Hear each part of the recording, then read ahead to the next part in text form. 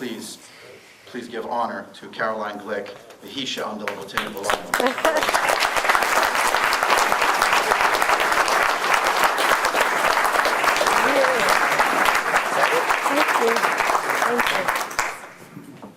Thank you, Rabbi Engel, for that stirring introduction.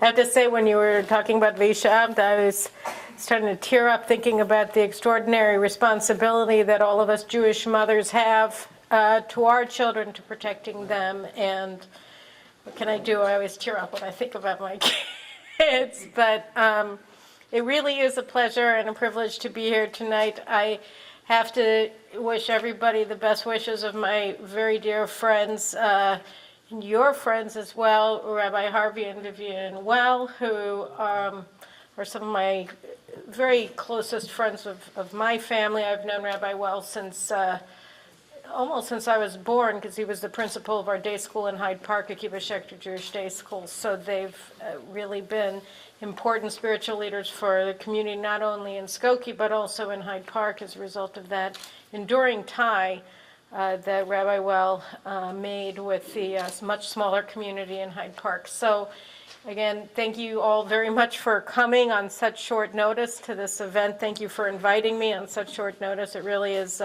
fortuitous that I was in Chicago for the Chag with my family here, that I was able to join you and discuss this very important topic of the new anti-Semitism, which, as Professor Resnikoff and Rabbi Engel were discussing so eloquently, really is the new threat, particularly to diaspora Jewry, that we're facing in our generation. So I think it's important to begin our remarks, or my remarks this evening, by discussing really what is the new anti-Semitism. What is the nature of this beast that we are now facing?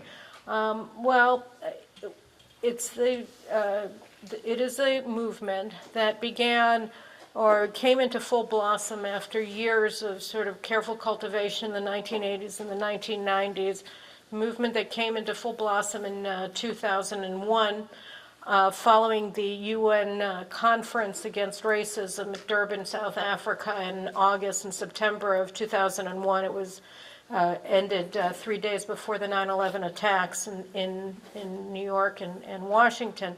And the precursor to the Durban conference was a conference in Tehran, which was a preparatory conference for the Durban conference. And it was at that point that a campaign to demonize Israel was born, that was then adopted in Durban, and particularly at the nonprofit organization conference that was an adjunct to the state conference of the UN member states. And the NGO platform that was adopted also by many of the leading human rights organizations in this country, Amnesty International, Human Rights Watch, among others, called for the criminalization of the Jewish state, called for the criminalization of Zionism as a form of racism, as perhaps the most lethal form of racism on the face of the planet.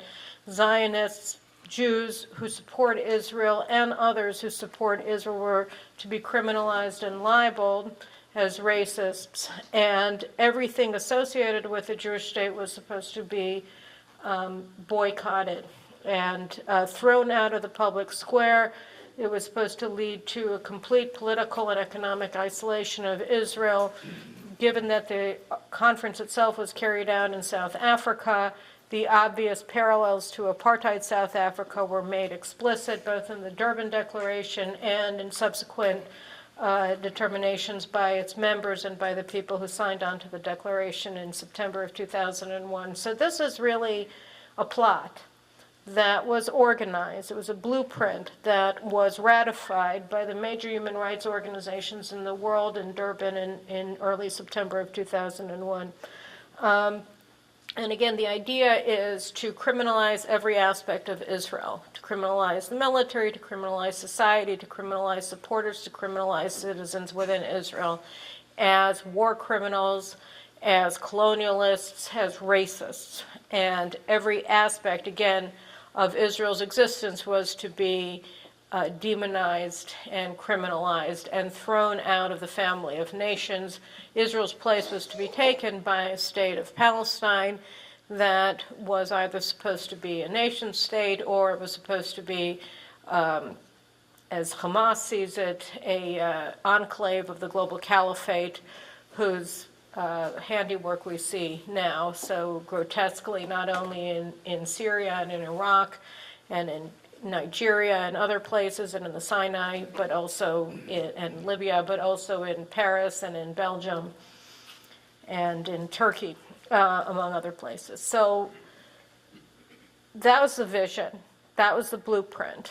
And it was immediately implemented throughout the world by anti-Israel activists, both Islamic and non-Islamic, who banded together to form what became known as the BDS movement, the Boycott, Sanctions, and Divestiture movement against Israel. Now, in Europe, the BDS movement takes the form of actual economic warfare against the Jewish state. We see this with the labeling of Israeli products, whether simply from areas of Israel that came into being after the '67 war, or all Israeli products, as the case may be, depending on who's implementing the sanctions and the boycott movement. But generally speaking, the so-called boycott of settlement goods is actually just a gateway drug to boycotting all of Israeli products and Israeli businesses by European entities and governments. So the BDS movement in Europe is able to be an economic boycott of Israel that has economic implications for the Israeli economy because a widespread sentiment in Europe is anti-Israel. In fact, the least anti-Semitic people in Europe tend to be the leaders of the states of Europe, so that it's the David Camerons of Britain and the Sarkozys or the blank. What's the president's name again in France? Yes, Hollande.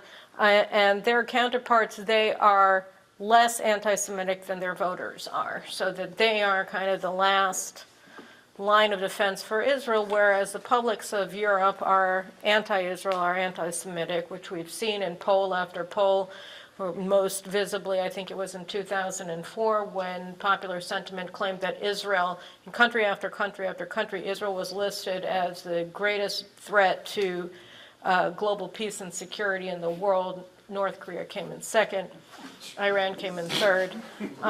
So you have public sentiment that is deeply, deeply hostile towards Israel throughout Europe. And so as a result, when you implement the BDS strategy in Europe, it has economic implications. In the United States, the BDS movement is different because public sentiment in the United States today is remains very strongly supportive of Israel by and large. So the goal right now of the BDS movement is not specifically to cause economic damage to the Israeli economy through divestiture of U.S. firms and the U.S. government from Israel. Rather, it's to diminish with the aim of destroying public support for Israel and normalizing and mainstreaming anti-Semitism in American society. And the chosen venue to advance this goal is the college campuses. So the claimed goal of BDS, which is economic warfare against Israel, is not the actual goal of the BDS movement in the United States today. The actual goal of the BDS movement in the United States today is to normalize and mainstream anti-Semitism and to make it, as a practical matter, impossible for people to express positions that are supportive of Israel in the public square. And they're doing it by mainstreaming anti-Semitism and by mainstreaming hatred of Israel among elite opinion shapers in the United States through academia as their main vehicle of choice, although we see it as well in the media and in other elite platforms in this country. So that's the goal. The goal is really to mainstream, inculcate the values or the lack of values of anti-Semitism among the American public through academia. Now, how does it work? Well, first of all, I think it's important to note we're in Skokie today, suburb of Chicago, and I'm not sure how many of you guys realize it, but Chicago, or Chicagoland, is the Silicon Valley of the BDS movement in the United States. It is the incubator of all of the BDS movements. All of the major BDS movements is here, right here in Chicagoland, in Bridgeview, in Palos Hills, and in Rosemont, and in other areas. You have the incorporation and the organization of some of the most vehement, vicious, and dangerous BDS organizations that then operate on a countrywide basis. So what am I talking about? To understand the nature of BDS and to understand the nature of the threat, I think that it's important to go through a taxonomy of the Bds Web. The most important and the most prominent BDS organization in the United States and in Canada, and to a lesser but no less important, to a lesser but also significant degree in Europe, it's an organization called Students for Justice in Palestine, which I'm sure all of you have heard of. So as you know, Students for Justice in Palestine are the shock troops of the BDS movement in the United States. They operate on over 100 college campuses in this country, as well as in Canada. SJP chapters, SJP activists are the ones who are on the front lines, rioting at pro-Israel events, harassing pro-Israel speakers, pro-Israel students, taking down pro-Israel literature, making it essentially impossible for pro-Israel students to voice their positions on college campuses without fear. They're the ones who are sending out expulsion orders and putting them underneath the doors of students' rooms in dormitories, in university after university. They're the ones putting up the apartheid walls. They're the ones orchestrating Israel Apartheid Week or Apartheid Month or Apartheid Year that take place in campus after campus in the United States. They're the ones, the SJP are the ones who are organizing the divestiture from Israel resolutions that are being passed seemingly on a daily basis by college councils from coast to coast and in flyover country as well.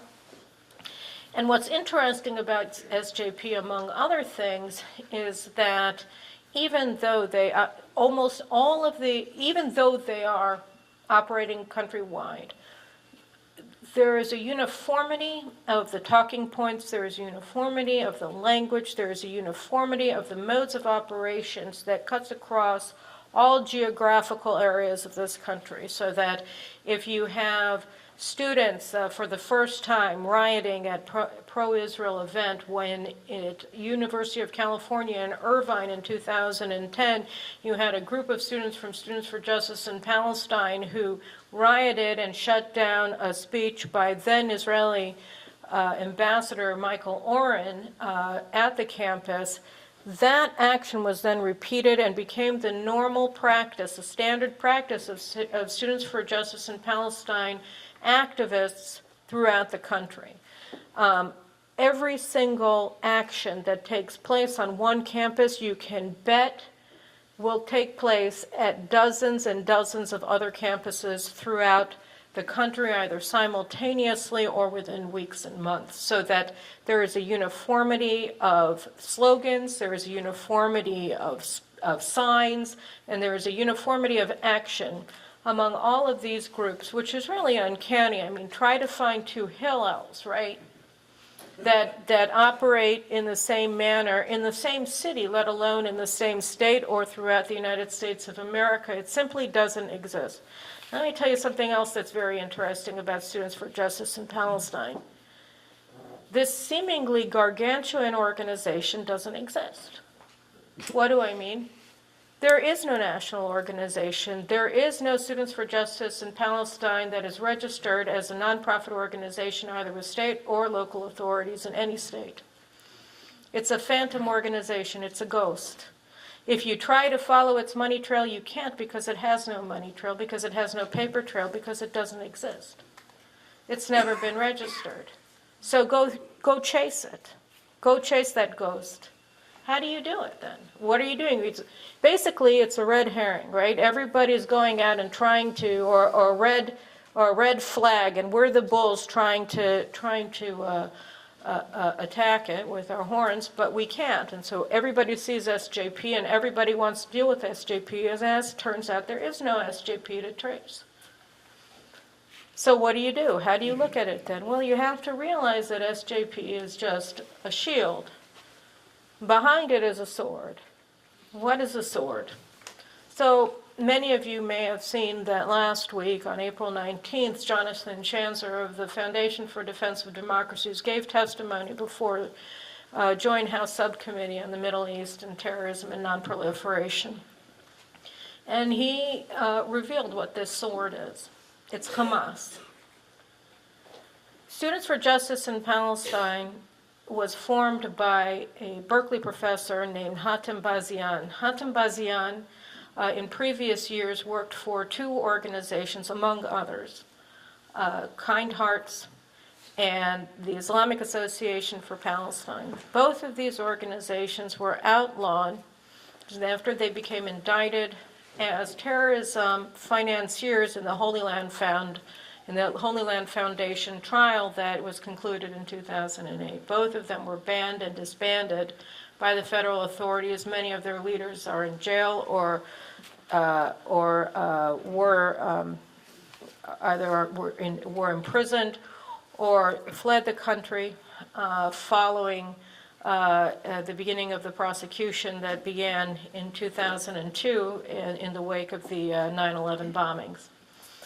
He worked for these two organizations. They were implicated together with other organizations in transferring millions of dollars in funds that they raised as charitable funds from Muslims in the United States to Al-Qaeda, Hamas, and Islamic Jihad.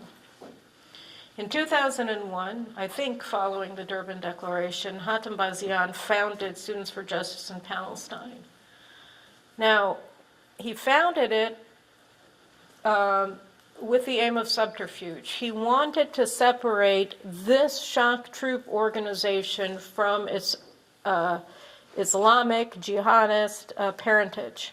He wanted to divorce the label of Islamist from the boycott movement against Israel, and he wanted to portray SJP as a radical organization that could join the sort of radical establishment, if you will, on college campuses that encompasses the anti-war movement, that encompasses radical feminists, that encompasses Black Lives Matter movement today, and a host of other anti-American organizations that have gained such prominence in university after university and in this age of political correctness run amok.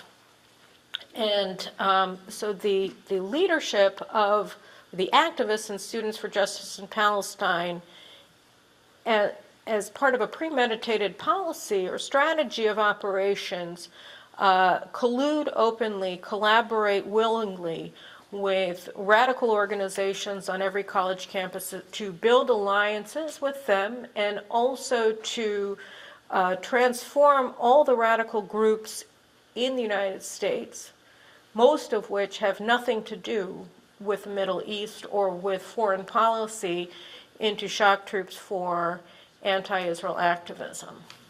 So, for instance, many of you may have heard that on April 14th, a member of Knesset and former Foreign Minister Tzipi Livni was speaking at a forum at Harvard Law School. And at the end of the event, where she was joined by Dennis Ross, and in an event that was moderated by the head of the negotiations department at Harvard Business School and Law School and the Kennedy School, Robert Mnookin, one of the students got up and asked her an openly anti-Semitic question. He said, "Why are you so smelly?" And then when they answered in sort of a confused way, what are you talking about? "Your odor, why do you smell?" he said to this Jewish politician. So his name was, he was a third-year law student by the name of Hussam El-Khalouk. El-Khalouk is an interesting pedigree. He's the head of Students for Justice in Palestine. He is also one of the leaders of an anti-establishment Harvard Law School movement that's taken over buildings in the law school over the past 5 months, demanding, whatever. And he and his comrades then have been collaborating on this other action at Harvard. And many of you, I'm sure, noticed that 2 days ago, 11 Jewish students signed a letter of support for El-Khalouk, defending him despite the fact that what he said was clearly anti-Semitic. And it works out that 2 of those 11 are actually already graduated, so they're not students. And among the 9 that remain matriculated at Harvard Law, 7 of them worked with him on this radical anti-establishment movement inside of the law school over the past year. So these are actually colleagues of his in this other radical action that he's taken. Now, in addition, and just to sort of prove and spin out this thing, El-Khalouk is a graduate of Berkeley, which is where Hatem Bazian is a professor, and he was he was a member of Berkeley's City Council. He worked for Amnesty International. He was a radical environmentalist, and he also was protesting on behalf of the UC Irvine students who were tried under criminal proceedings for rioting and causing mayhem and breaking up Michael Oren's speech at Irvine. So he's sort of right there at ground central of SJP with Batyan at Berkeley, brought it over to Harvard. He melded that radical politics with mainstreaming of Jew hatred on Harvard campus, to the extent that left-wing Jews who participate in other radical endeavors with him are now what has become known as Jew washing, giving a hechsher of Jewish support for a man who used openly anti-Semitic language to attack an Israeli parliamentarian, not on the basis of anything that she's said or done, but rather on the basis of the fact that she's Jewish. And again, he was defended by her. I dare say that Harvard Law administration, which has gone to extreme, has taken extreme steps or took extreme steps to try to protect his identity. I would argue that part of the reason that they did that is because he is so well known in radical circles at Harvard, at the law school, for the other actions that he's taken. Now, Batyan wasn't going to. This is a man who's starting the first Islamic college in the United States in Berkeley, California, this Batyan fellow. He wasn't going to allow the Boycott Israel movement to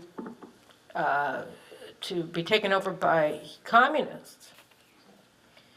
So, although SJP doesn't exist, it is directed by another organization which he founded, and another organization that he chairs, which was Shanzer's big contribution, one of them that he made in his testimony last week to Congress about the nature of the BDS movement. So it works out that whereas SJP is a ghost, it doesn't exist, what does exist is another organization called American Muslims for Palestine. American Muslims for Palestine is registered here in Illinois in Palos Hills. It's a nonprofit, but it never applied apparently for 501c3 status, so you don't make your donations to the AMP. You make your donations to another organization that is conveniently located in the exact same office as AMP, and it's called the Americans for Justice in Palestine Educational Foundation. That is a registered 501c3 organization, which Batyan, surprisingly or coincidentally, is also the chairman of.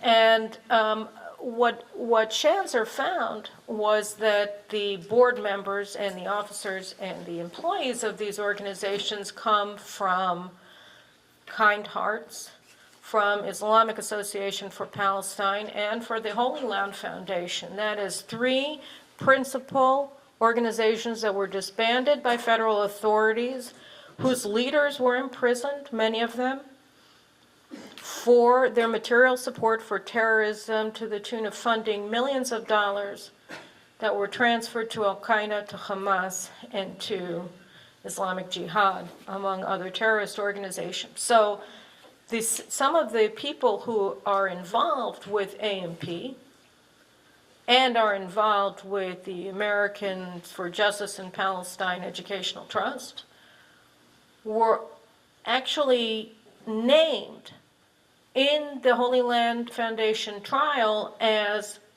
terrorist financiers who themselves were responsible for transferring money to Hamas. So these are the people who stand behind Students for Justice in Palestine. Incidentally, it is worth noting that while the Americans for Justice in Palestine Educational Trust is 501c3 and therefore has to publicize its financial activities on its 990, I looked over the 990 that they submitted in 2014 that gave their financial activities for 2010 to 2014 this afternoon. And I think in breach of law, they failed to say where the $3.2 million that they had raised during that 5-year period had come from, or how it was dispersed, which I think anybody who runs or is aware of the finance laws and the IRS laws governing nonprofit organizations in the United States knows is a breach of the law, because you have to both identify your donors and identify how your money is being spent. At any rate, these are the organizations that then facilitate, instruct, organize, provide speakers for, provide literature for, printed materials for Students for Justice in Palestine. In 2014, for instance, AMP gave a $100,000 grant to Students for Justice in Palestine, and we don't know how much money other than that they gave, because again, all of their finances are murky. And they're happy about that, and they're proud of it. And in fact, I would argue that it appears that the organizational model that they're following with SJP is based on the lessons learned by these people who support terrorism, who are funded and are actually the arms of Hamas in the United States, the lessons that they learned from the Holy Land trial. That is, no paper trail, split up their operations among as many different entities as possible, so that it becomes almost impossible for people who are trying to track what they're doing, their operations, to follow them. So these are two of the key organizations that are behind Students for Justice in Palestine. That is the key organization, the shock troops for the Bds Movement, that is inculcating this wave of anti-Semitism, this growing typhoon of anti-Semitism that's now gathering in the United States. And again, you cannot speak strongly enough about the importance of American Muslims for Palestine for the operations of SJP. 2014, the National Conference of SJP, according to SJP, was facilitated by American Muslims for Palestine. Now, that's Hamas. That's the terrorists who are behind SJP. These are the terrorists who are behind the organization that Jewish organizations like J Street, like Jewish Voices for Peace, and others are openly collaborating with in their little open hillels in the university campus after university campus. And I'm not sure that our Jewish children who are doing this are necessarily aware, maybe they don't care, that they're operating in collusion with an organization that is, to all intents and purposes, Hamas. Although the administrations of these universities should care, because after all, it gives strength and substance to the claims that SJP is a hate group, since in fact Hamas is not simply a terrorist organization. Hamas is also an organization who is ideologically committed to the eradication of Jewry not only in the land of Israel but throughout the world. That is, Hamas is a genocidal organization committed to the conduct of a wider Shoah that will exhume and destroy the entire Jewish people worldwide. Its charter says that it has to. Now, there's another aspect to SJP. If AMP is the principal sponsor and the brains behind SJP, they have other organs that are also enabling and that are also organizing activities for them to carry out on college campuses. So here in Chicago as well, there's another organization that Shanzer pointed out, which is called the Unity Coalition for the Boycott of Israel. Now, this organization is led by two people who are officials of the PLO consulate in Chicago, one of whose name is Shaukat, I think, Sinan Shaukat, and he is identified by the PLO as a terrorist member of the terrorist organization Popular Front for the Liberation of Palestine. He lives here in Chicago, and he's the coordinator for this coalition. He claims himself that he was the one who founded Students for Justice in Palestine. His boss is a man named Boycott, who is the chairman, and he is registered as the notary public for the Consul General of the PLO in Chicago. Now, I would argue that there are aspects of Students for Justice in Palestine operations that are directed by the PLO, not only by Hamas. So, for instance, today on college campuses, there is a traveling cavalcade of Palestinian students that was organized by SJP that was funded by another organization we know too little about called Westpac. And they are Palestinian students that were chosen because of their commitment to the Bds Movement. They were brought to the United States for a 10-day to 2-week period this month to go from school to school, telling students at campus after campus why they should be anti-Israel, why Israel is evil, why they should hate Israel, etc., from the mouth of babes. These are the Palestinians themselves who are saying it to American college students from coast to coast, and actually their first stop was in Chicago, and they're going to be leaving from Chicago. SJP organized their trip, paid for their tickets, paid for their visa applications to be processed, and has been managing their entire operation. In fact, the operation is being operated by the head of SJP from University of Georgia in Athens. So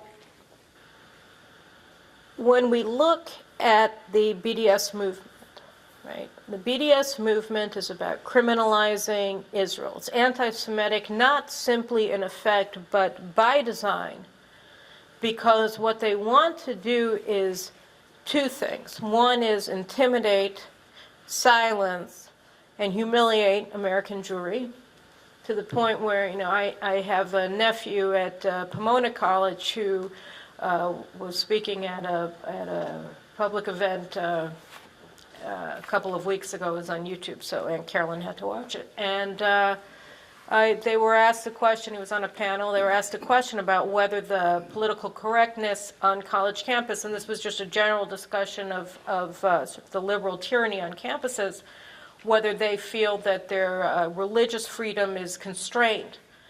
And so my nephew said, well, as a Jewish student, the atmosphere is such that you are not made to feel comfortable as a Jew on campus unless you are actively condemning Israel. So unless you are actively preaching hatred for Israel as a Jew, right, you are made to feel uncomfortable on campus. This is a stunning statement. It's a stunning statement because it's saying if you're not actively joining the enemy of the Jewish people, Hamas, in demonizing Israel, then you are made to feel uncomfortable on your college campus. That is anti-Semitism by design. That's infringing on the rights of Jews on college campuses throughout the country.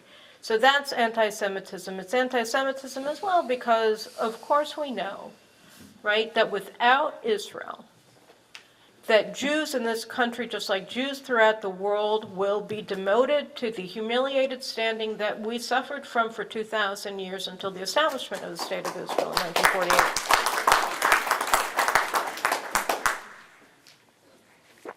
Zionism in Israel is not just about the establishment of a Jewish state in the land of Israel. It's also about the emancipation of Jews throughout the exilic communities, including in the United States. Because if you suddenly, for the first time in 2,000 years, have your homeland, then you have to be treated with respect, because you are not at the mercy of the people around you anymore.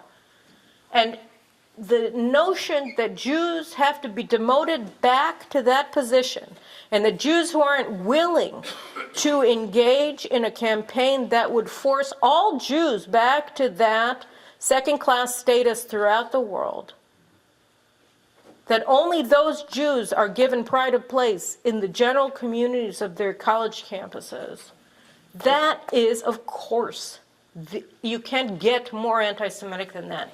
So when you ask, why is it that at all of these SGP events, by the way, there's also anti-Semitic imagery, it's not by the way, it's by design. Just as all of the things that they're doing is by design. AMP has a campus coordinator whose job it is to work directly with SJP throughout the country to direct them on what to do. They are given orders from this central command to do what they do, and that is why we see repeats of the same behavior in campus after campus after campus after campus.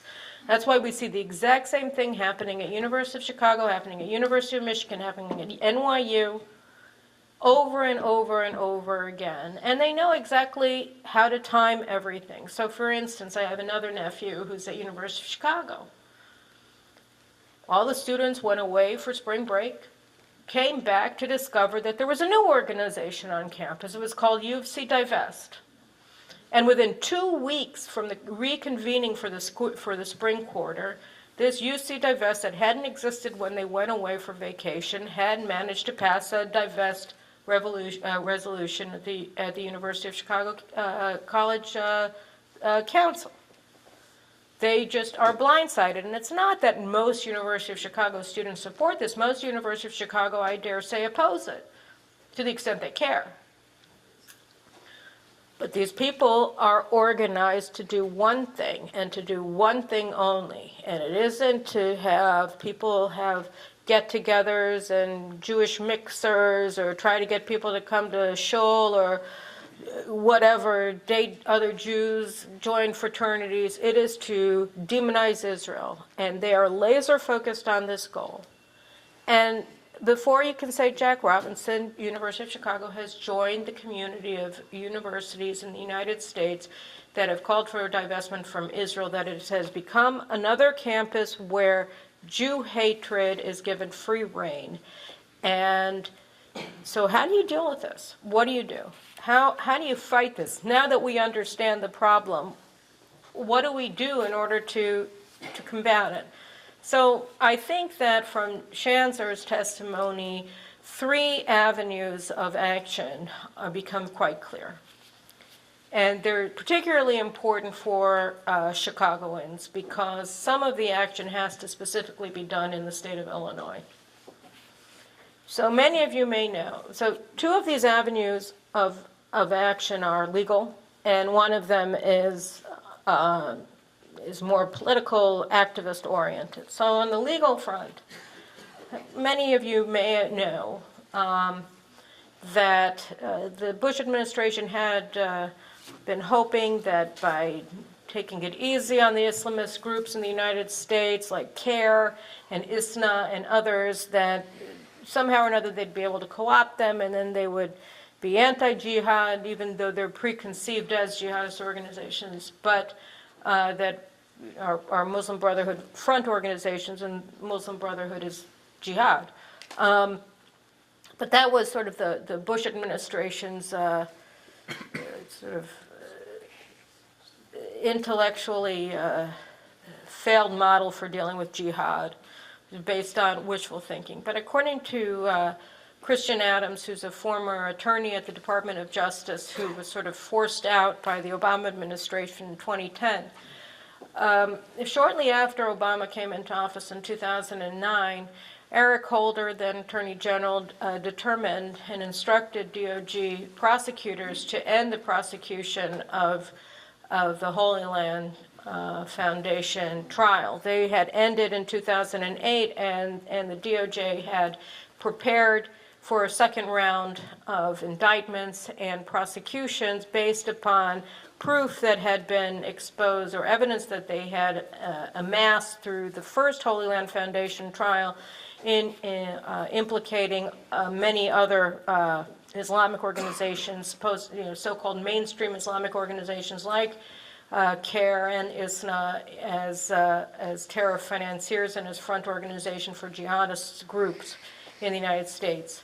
And the Justice Department ordered them not to advance the prosecution, to table the issue and to put it to rest. And the attorneys that Christian Adams interviewed claimed that it was not because of ignorance, but rather was because of ideological affinity. And indeed, Valerie Jarrett, President Obama's consigliere, was a keynote speaker at the Islamic Society of North America, ISNA's annual dinner in 2009. So there's probably something to that. So the federal government is kind of out of the terrorist financing, material support for terrorism investigation business. But first of all, I saw just in a very cursory study of the 990 from the Americans for Justice in Palestine Educational Trust this afternoon, their 990 form is improper. It doesn't reveal their activities, and that's in breach of federal law and also state law. They are incorporated in the state of Illinois, and it would make sense for the Secretary of State of the state of Illinois to conduct an investigation and a tax audit at a minimum of their records, to figure out how they are separate entities when they share the same office, and why they are not divulging their sources of funding and how those funds are dispersed in accordance with state and federal statute. So too, the Coalition for a Boycott of Israel that's here in Chicago, if this is in fact an organization that is being directed by the PLO and the Palestinian Authority, on the face of it, it would seem that this is a breach of the terms of the relations between the PLO and the United States of America, which stipulates very limited areas of operation that the PLO is allowed to engage in, certainly encouraging and working towards a boycott of Israel is not among them. And so this too is an area that ought to be investigated. So in these two areas, I think that it's important to use legal means, both on the PLO side with the Palestinian consulate and with AMP and its bedfellows that are made up of former members and employees of terror front organizations that were disbanded by federal authorities in 2008. And then on the public side, on what private individuals can do, I think that it's very important that the message get out, right, about the pedigree of SJP, about where it's getting its marching orders from, about the nature of AMP, that this is a continuation, this is the heir of the terror financing organizations that were disbanded by the federal government because they provided material support to foreign terrorist organizations. This is very important because both university administrators have to know that by allowing SJP to operate on their campuses, they are working with an organization that is directed by an organization that appears to be the continuation of other organizations that provided material support for terrorism. That is, they are working with terrorists. They are enabling, they are facilitating the operations of Hamas to all intents and purposes in the United States, perhaps not in its terrorist form, but certainly in its genocidally anti-Semitic form. And I think that, for a long time we've been seeing people beating around the bush, not quite clear because we keep trying to figure out what in the heck SJP really is and who's behind it. Well, now we know who's behind it. Hamas is behind it. And this is a statement that has to be made. It has to be made clearly. It has to be made consistently. It has to be made across the board. And it has to be made in warning to university administrators that are enabling the operation of SJP on their campuses. And I would add that the third source of funding that SJP enjoys is from parents. What do I mean? The student government that is funded by the tuition dollars that American moms and dads are paying to these universities are funding the operations of SJP. They apply to university student government to receive funds for their anti-Semitic programming, and they receive it because they are judged to be a legitimate campus organization, and the fact of the matter is that they are not. It's not merely that they're a hate group along the lines of the KKK. They are a hate group along the lines of a foreign terrorist organization. And by allowing university funds to be used in order to fund their operations on college campuses, university administrations are actively funding a front group for Hamas. This is the truth, and this is the nature of the beast. It was just brought to our attention in public testimony before the House of Representatives. And if the federal government won't handle this, and if the state of Illinois is unequal to the task, although Governor Rauner should be equal to the task, even if Jesse White may not be, is what I was made to understand, Congress can subpoena this. They can conduct congressional investigations of the terrorist aspects of Students for Justice in Palestine and its mother and father organizations on both sides of the partisan aisle in the Palestinian terrorist taxonomy. These are the enemies that we're facing. It's not surprising that the PLO, which has been sort of the engine of political warfare against the Jewish people since the Zionism is Racism Resolution 3379 passed in the UN General Assembly in 1975, that they would be playing a central role in this war against the Jews worldwide. We shouldn't be surprised by this. Rabbi Engel was talking about his colleague who in 1994 mistakenly believed in the promise of peace with the PLO and therefore thought that we could, turn our swords into plowshares, failing to understand that we're supposed to be holding them at the same time always if we're lucky. Well, this was an optical illusion of peace that Arafat was very careful to cultivate among credulous, needy Jews in Israel and throughout the world who wanted to believe that peace was at hand, when in fact it was nothing more than an illusion. We have to understand, though, that the law is on our side, and the American people are on Israel's side. They support us. They don't want to see Israel destroyed. They don't want to see the Jews of the United States demoted to second-class citizen status that we suffered from for so many years. The people of the United States of America, again, are not like the people of Europe. They are not anti-Semitic. They may become anti-Semitic if we don't stop this. But we have the tools at our disposal to do so. And one last word about the Jewish collaborators with this nonsense. It's very easy, and in fact, I suffer from it myself, the tendency to get enraged at these Jews who are actively collaborating with people who want to destroy the Jewish state and want to spread anti-Semitism throughout American society, as they've already managed to do in Europe. In fact, it was 2 nights ago when I saw the letter that these Harvard Jewish students sent in support of El Kaluk for his following his anti-Semitic outburst at Tzipi Livni on April 14th. I just wanted to tear my hair out. I mean, what are you going to do? You finally line up your ducks and you're attacking, you're demanding that Harvard Law expel this jerk and getting his name out as an anti-Semite so that law firms won't hire him. And then, boom, you get 11 Jews saying, oh, he's brave, he's a hero, we think he's fantastic.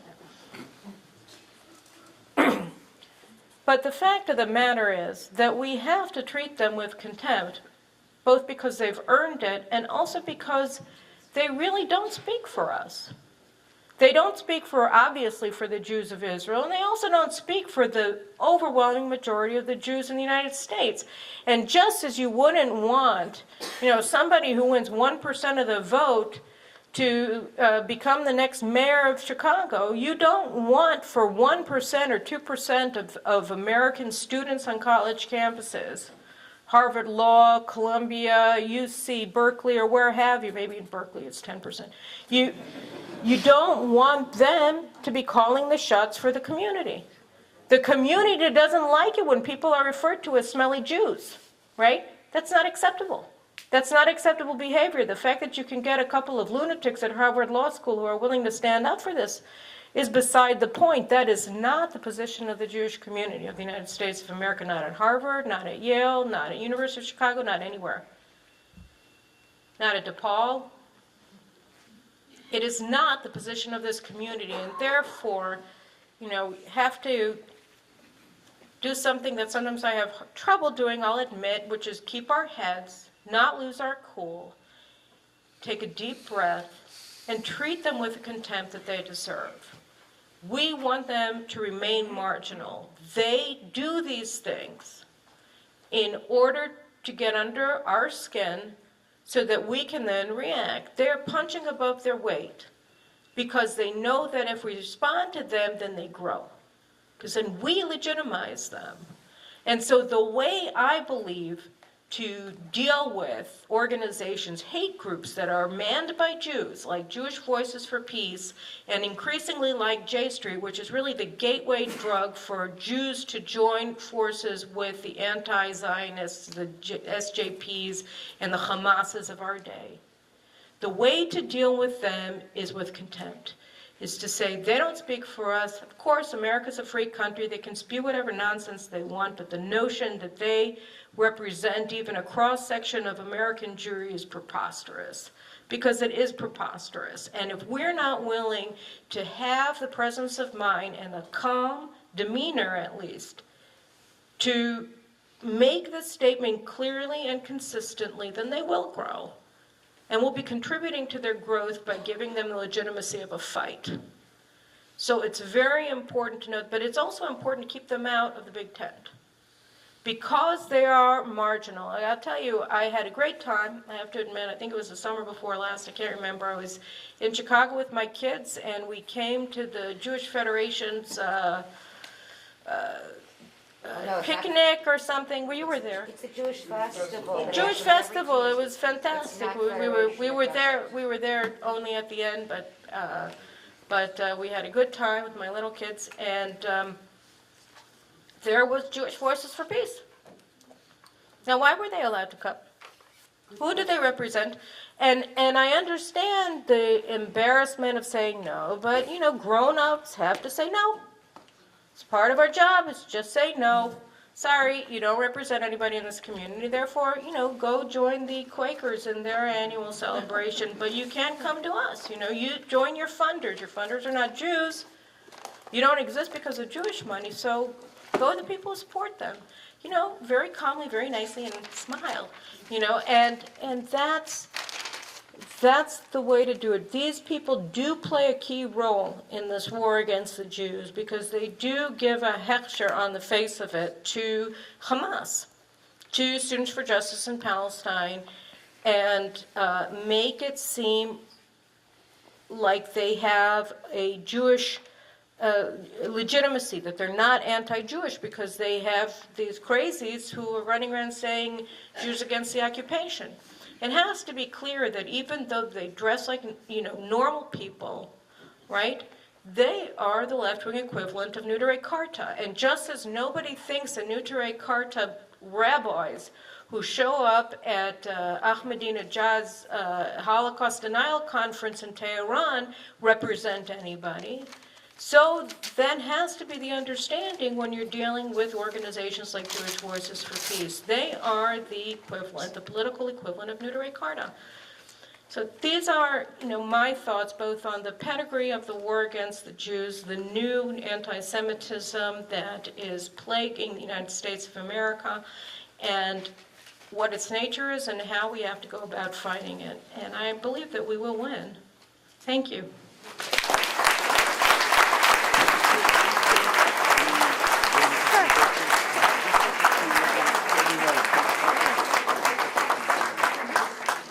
So I'll take a few questions. Yes, you're in the front row. You get to answer the first question. I have so many questions. I don't know. Just one. But you mentioned the possibility of doing something with Congress. What about the Homeland Security Department? So look, the obvious place for these investigations to be carried out is on the federal level. It's on the Department of Homeland Security, and of course being led by the Department of Justice as the Holy Land Foundation. Trials were led by the DOJ. But again, if you're dealing with an administration that closed the book, right, then you have to look for other venues to pursue this. And obviously, since this is activity that is being carried out in the state of Illinois by entities that are registered in the state of Illinois, and the state of Illinois has jurisdiction beyond the state of Illinois. And again, in lieu of a federal government investigation, Congress also has the power to investigate. And it began its investigation or pre-investigation by having this hearing on April 19th where these findings were made public. And that's an important first step, but it has to lead, unless other, even at the same time, in fact, as other arms of governance in the United States are carrying out their own independent investigations, I still think that it would be worth it for the relevant committees at the House of Representatives to carry out their own congressional investigations of these entities and understand that there seems apparently to be a pattern of skirting the law. One thing that I failed to mention in my remarks was that in 2014 at AMP's annual convention, participants were invited to a seminar where they could learn how to skirt where the line is separating legal activism from providing material support for terrorism. What kind of organization has that seminar at their annual conference? Can you imagine AIPAC having a seminar at their annual convention about how to skirt federal financing laws? These things are just sort of out of Ripley's Believe It or Not, but these are organizations that are knowingly, deliberately acting at the margins of U.S. federal law and state laws in order to advance the causes of terrorist organizations. Don't forget, Holy Land Foundation was named by the FBI as the branch of Hamas in the United States, and not of their own volition. This was a determination made by Khalid Mashal, the head of Hamas, at a Holy Land Foundation annual conference in the United States in the 1990s. So that this is very deliberate, this is very clear, this is who these organizations were, and this is apparently where American Muslims for Palestine is as the heir to these organizations that were disbanded as a result of the 2008 verdict. Yes, sir, in the back. Hi, Carolyn. Oh, hey, Jack. I know this is I didn't wear my glasses, I didn't recognize you. issue, My but buddy. could you just speak for a few minutes on the book that you wrote, The One State Solution? because I think that's also a very, very important point, and some of your YouTubes are terrific on that particular issue. Well, thank you, Jack. So first of all, go out and buy my book, The Israeli Solution, A One-State Plan for Peace in the Middle East. It was published in 2014. Or speak to Jack, he could probably hook you up. But look, the Israeli solution makes clear, one of the things that we've had problems with this whole BDS assault on Israel and on the American Jewish community, specifically here, is that it came about at a time of deep division within the American Jewish community, where you see rifts between mainstream Jewish organizations in the United States and the people of Israel, right? Because by and large, unfortunately, the American Jewish community never recognized that Oslo, the so-called peace process between Israel and the PLO, was a hoax. Not on the part of Israel, but on the part of the PLO. It was part of a deliberate strategy by Yasser Arafat to advance his continuous war for the annihilation of Israel. Through the Oslo agreements, he got bases of operation in Judea and Samaria and Gaza, and he used those bases of operations not to build a functioning Palestinian state, but rather to build the largest terrorist infrastructure on the face of the planet, except for Afghanistan under the Taliban, pre-9/11.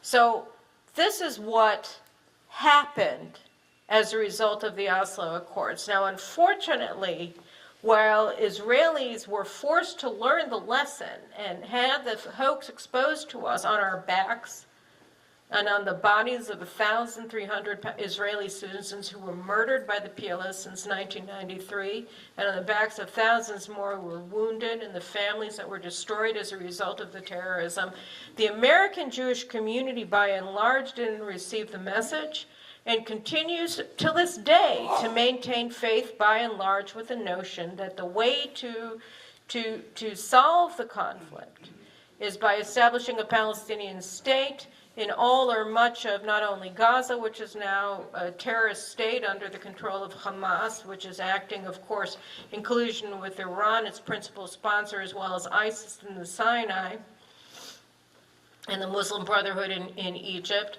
but also to extend that state to Judea and Samaria, all or parts of it, as well as eastern, northern, and southern Jerusalem, all or parts of it.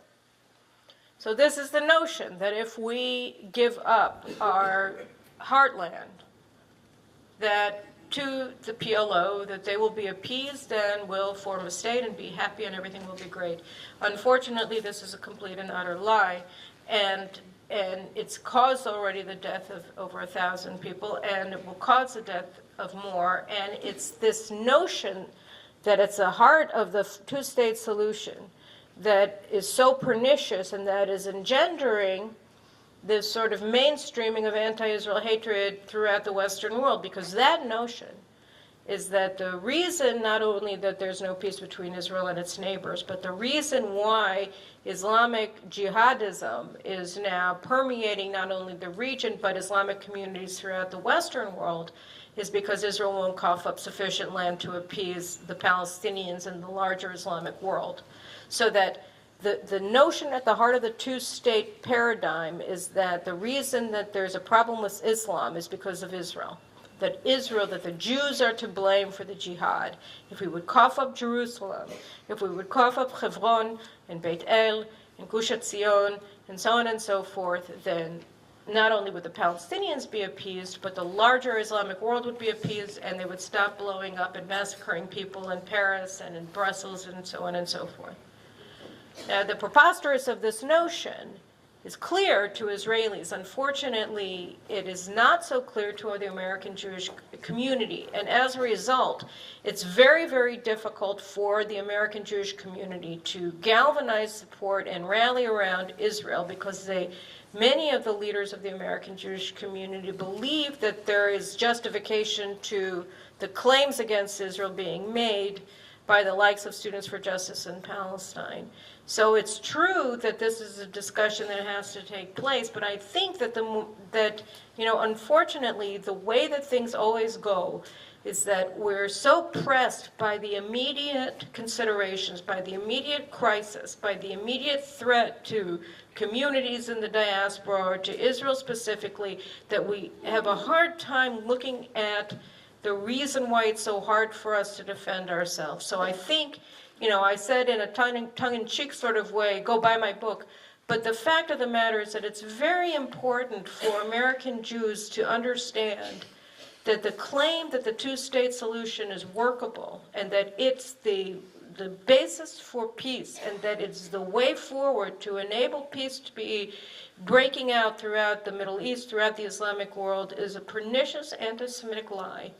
And we have to be willing to acknowledge that and to say, as Prime Minister Netanyahu says repeatedly, and he says it by skirting the issue rather than dealing with some of its major aspects, but to the extent that he deals with it at all, he does it well, where he says, look, the reason why there isn't a Palestinian state is because the Palestinians don't want a Palestinian state. They want to destroy our state. And until that changes, we have to take that off the table, and he's right. And that, at a minimum, should be the basis for a discussion and a discourse inside of the American Jewish community in order to unify the community around the need to fight BDS and to fight the demonization of Israel as a whole and in parts on college campuses.